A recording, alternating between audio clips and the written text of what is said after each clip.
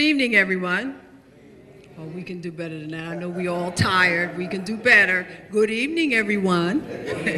That's great. Good. My name is Helen Spence, as Mr. Wade has said. I'm from Dauphin County. I'm the Systems of Care Coordinator for Dauphin County. I'm here in the role of the Public Safety Advisor Chairperson for Mayor Linda Thompson. And in that role, what we started, Mayor Thompson started the council in September, and she asked myself and several other residents that day to come together collectively and begin some conversation around how can we begin to open up communication, lines of communication that would allow us or afford us the opportunity to begin to utilize the things that we were already doing in whatever capacity that may be, and connect those things to various things that were going on in the communities around us. And out of that grew actually 7 subcommittees. One was a code subcommittee, which some of you that are here today that were on, the Jobs Committee, Spiritual Community Committee, Enhancement Committee, Education Committee, Environmental Committee, and Technology Committee. And all of those committees had a specific role, but more importantly was to work together to look at how can we utilize those kinds of things that were already being done, whether you had already developed a crime watch group, you had codes committees and committees from our county and city employment, to look at how can we bring those things that we were already doing together to effectively affect the things that in a positive way in our community. Because as you all know, that creating those strong relationships at the end of the day is what really works, whether it's just the neighbors working together or the whole collective body of us working together. But if we do have to work together to make things happen. So out of those committees, we begin to look at how can we focus on maybe 1 or 2 things that we can start to develop, like a model that we can work from, that we can utilize maybe and implement in other communities. So we begin to talk about the Camp Curtin community was one of the communities that we wanted to begin to work with, and work with the faith-based community and some of the formal systems to see if there was something that we could do collectively that we could help to support that community. And with that, we started to meet with Pastor Willie Dixon, and who was very instrumental, who in fact already had begun to meet with the community partners and so forth. So again, we don't want to go in and change things the way people are already doing things, but we want to enhance what they're already doing by giving them any support that they need.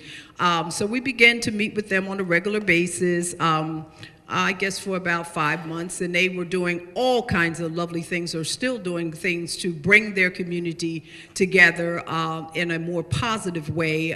Everything from doing movie nights to all kinds of things, and in fact, they were planning a block party before we recesses. The committees began to. We went off for the summer actually, and we're coming back together in September, but.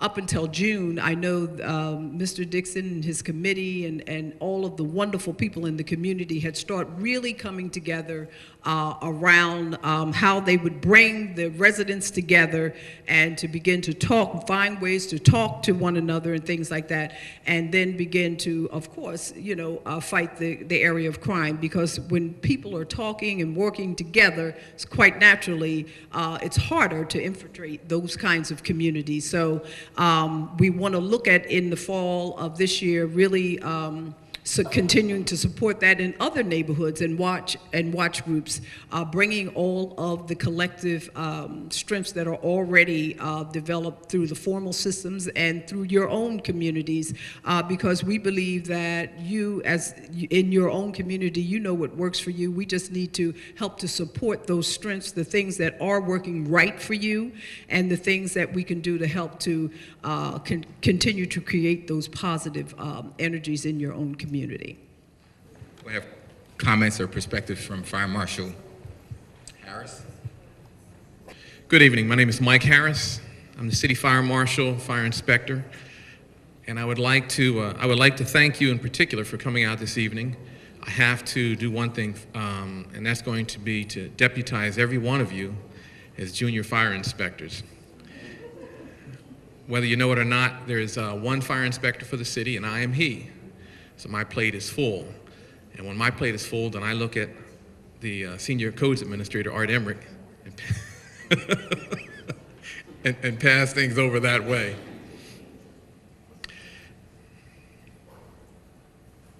A number of you have contacted me and the fire department with questions on markings on certain houses.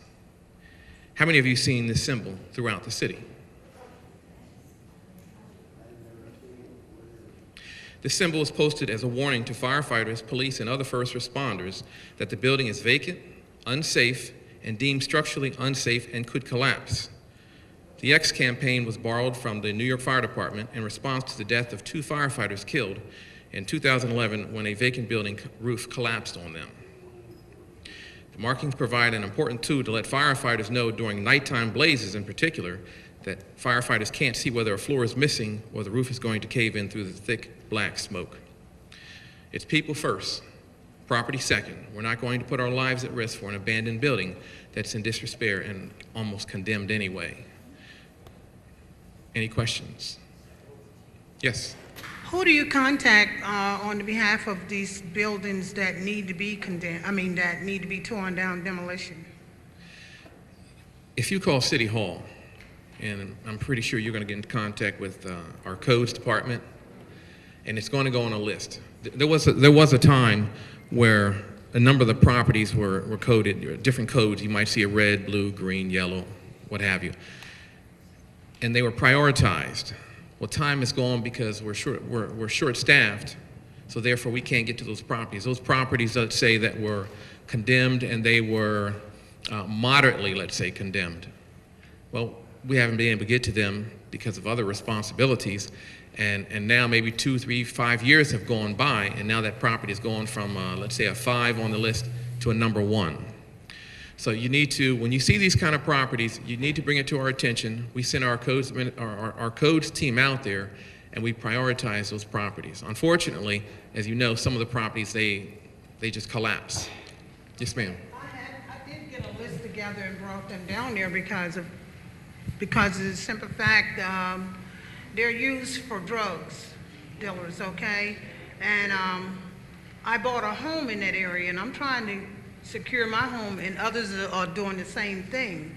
And that's important to us to make sure that these homes get tore down, because this is where the drug dealers hide their drugs.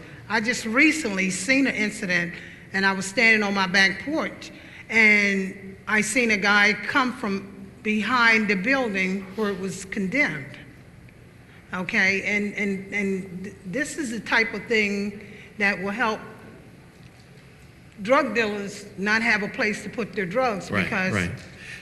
Number one, that's why it's important to have meetings like this. Number two, you need to make sure that you have more people in your community, not just one person, but you need to have your community come out and be a voice. This what they say is. I do have a few of them here today. Okay. I did pass out a lot of flyers for them to be here, but I guess being as though school is starting, maybe some of them wasn't able to come. But I am getting them together. Don't even worry. It's going to be a group of us marching in here. Louis Butts, is there an education series that you can incorporate into the school, since they did start early along with Public Works? Since a lot of adults can't be here, maybe we can educate the children and get them a little bit acclimated to the changes, so they can help the household acclimate to the changes also. It's important that we generate and we breed our own. We're short-staffed now.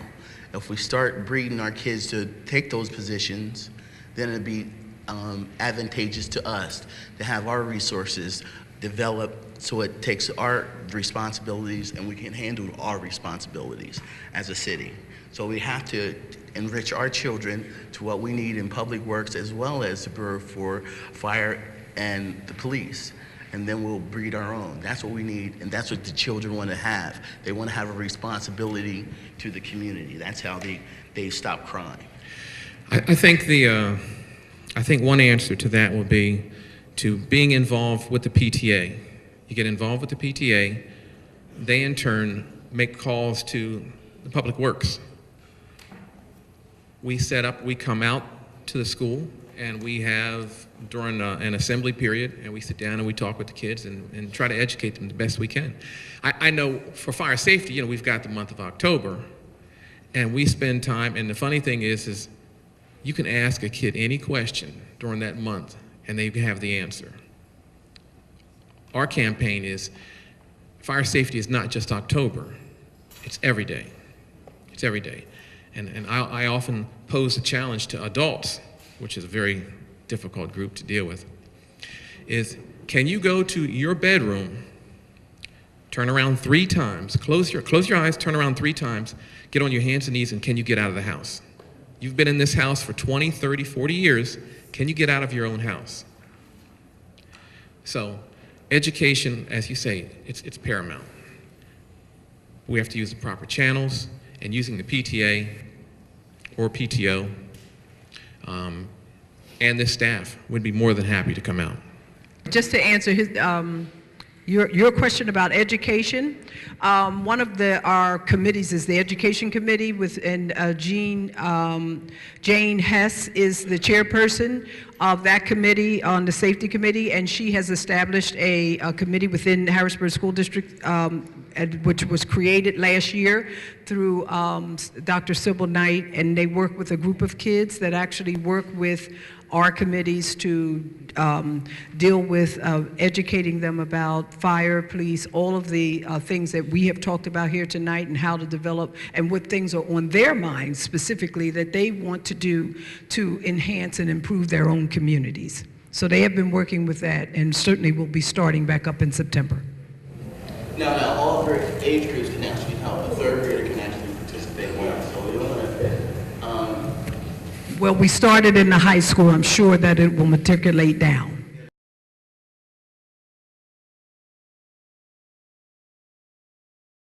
Hi, I'm Brian Davis.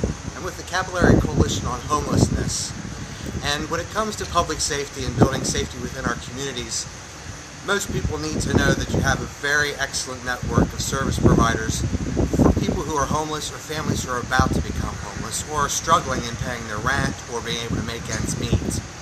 It's very little well known, but as one commercial says, it's always good to know us before you need us.